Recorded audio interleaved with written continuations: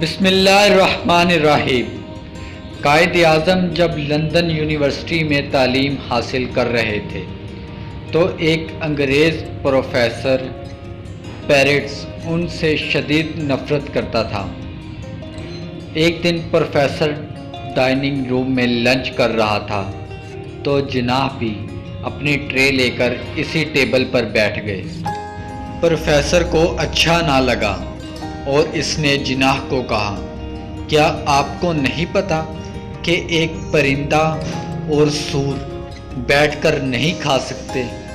جناح نے پر اعتماد لہجے میں جواب دیا کہ آپ پریشان نہ ہو، آئی ول فلائی ٹو ادر ٹیبل، یعنی میں دوسرے ٹیبل پر اڑ کر چلا جاتا ہوں۔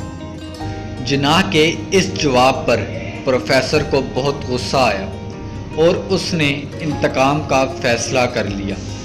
اگلے ہی دن پروفیسر نے جناح سے سوال کیا کہ اگر تم کو راستے میں دو بیگ ملے اور ایک میں دولت اور دوسرے میں دانائی ہو تو تم کس کو اٹھاؤ گے؟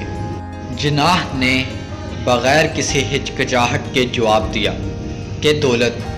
جناح کے اس جواب پر پروفیسر نے طنزیہ کہا کہ اگر میں تمہاری جگہ ہوتا تو دانائی والا بیگ اٹھاتا۔ جناح نے جواب دیا کہ ہر انسان وہی چیز اٹھاتا ہے جو اس کے پاس نہ ہو۔